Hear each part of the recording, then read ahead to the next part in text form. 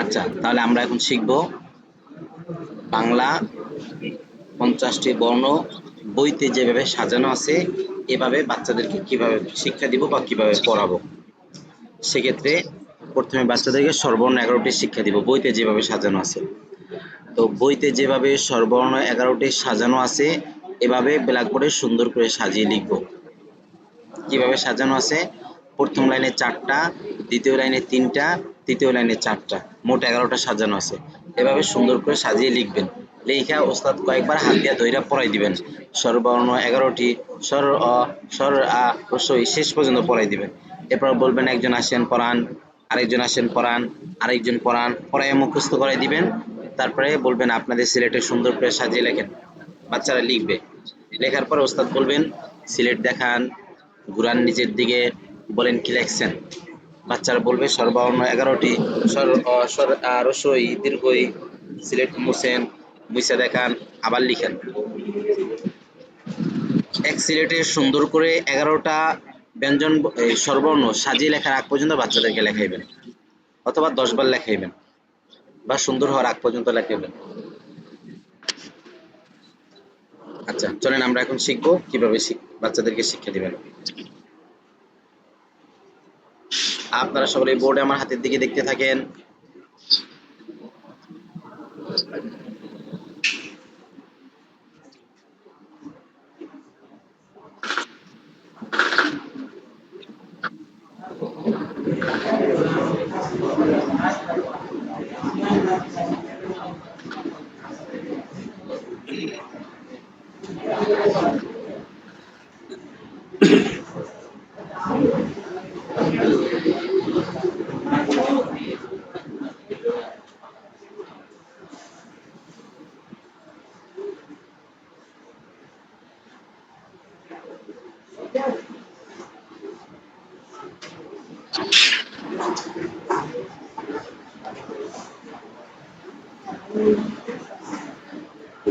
আপনারা সুন্দর করে লিখবেন।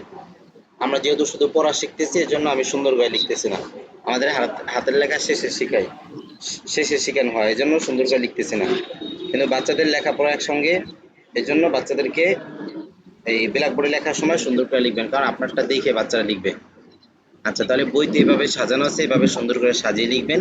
এরপর ওস্তাদ পড়াই দিবেন। সকলেই বোর্ডে দেখেন স্বরবর্ণ 11টি।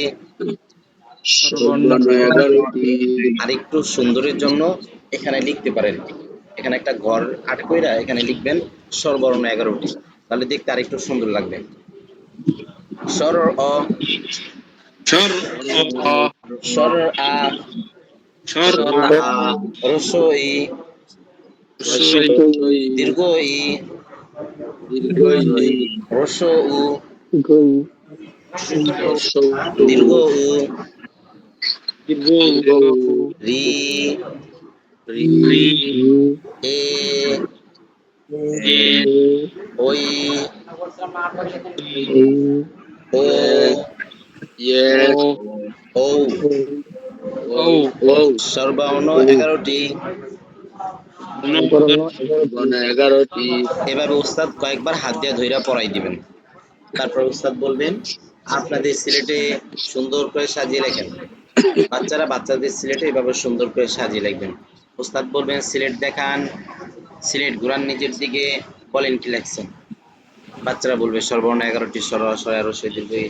ঠিক আছে, শেষ পর্যন্ত বলবে। উস্তাদ বলবেন সিলেট মুছেন, মুছে দেখান, আবার লিখেন। হাতের লেখা সুন্দর হওয়ার আগ পর্যন্ত লেখাইবেন। এক সিলেটে স্বরবর্ণ 11টি সুন্দর করে সাজিয়ে লেখার আগ পর্যন্ত লেখাইবেন, অথবা 10 বার লেখাইবেন। পারবেন সবাই?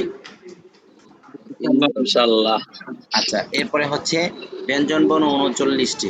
ব্যঞ্জন বর্ণ 39টিও বাচ্চাদের বইতে 5টা করে সাজানো আছে। যেমন এক লাইন পড়াই দিই, দেখেন সকলেই বোর্ডে আমার হাতের দিকে দেখতে থাকেন।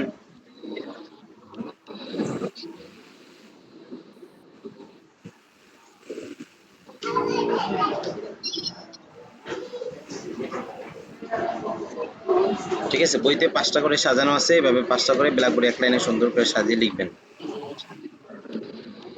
সকলেই বোর্ডে দেখেন। ক, ও, খ, খ গ গ ঘ ঘ ঙ ম ক ক খ গ গ গ ঘ ঘ ঙ। ঙ। আপনাদের সিলেটে এক লাইনে সুন্দর করে সাজিয়ে লেখেন। মনে করেন লিখছেন, শেষেরটা মনে করেন উস্তাদ লিখছেন। শেষেরটা কি বললেন? শেষেরটা কি বললেন? শেষেরটা হচ্ছে উ। ঙ। ছোটবেলা পড়ছেন উ উমো উ। আমি উচ্চারণটা লিখে দেখাইতেছি। ঙ।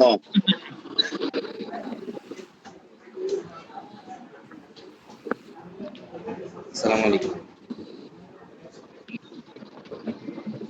যাত্রাবাড়ি সাইনবোর্ড। জি।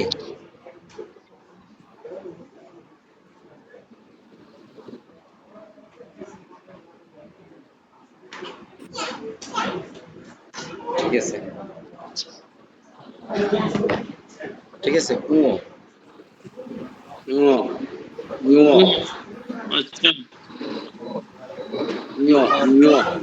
ছোটবেলা পড়ছি উমো আর কি, উমোটা হচ্ছে উ, সঠিক উচ্চারণ উ। ঠিক আছে।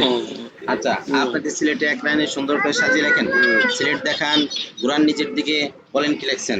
ক খ গ ঘ ঙ। সিলেট মুছেন, যে সিলেট মুছেন দেখান, আবার লিখেন। এভাবে পাঁচটা এক লাইনে সুন্দর করে সাজিয়ে লেখার আগ পর্যন্ত লেখাইবেন। এভাবে পাঁচটা পাঁচটা করে ব্যঞ্জন বর্ণ 39টা, আওয়াজ করো না।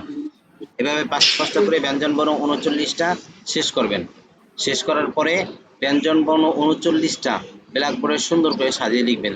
সাজিয়ে লিখে ওস্তাদ পুরাটা পড়াই দিবেন। ব্যঞ্জন বর্ণ 39টি, ক খ গ ইলা আখের, শেষ পর্যন্ত ওস্তাদ কয়েকবার পড়াই দিবেন।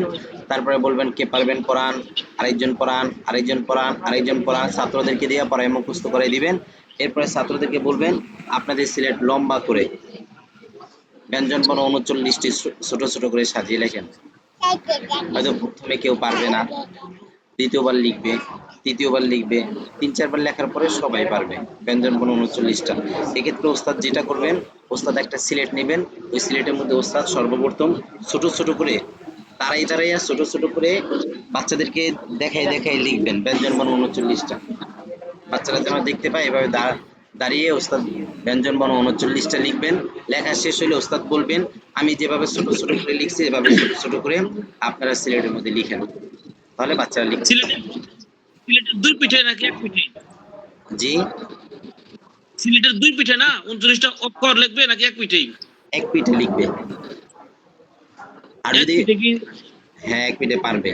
আর যদি বেশি ছোট হয় বাচ্চারা, শিশু পেলে নার্সারি হয়, তাহলে দুই পিঠে লেখাইয়েন। নুরানি প্রথম জামাত হইলে এক পিঠে লেখাইয়েন, এক পিঠে পারবে, এটা কোনো ব্যাপার না। আরবি 29টা হরফ এক পিঠে। আপনারা যারা আরবি প্রশিক্ষণ করছেন আপনারা এক পাশে লিখছেন না, এখন বলবেন হুজুর এখানে তো 29টা, ওখানে এখানে বলবেন হুজুর।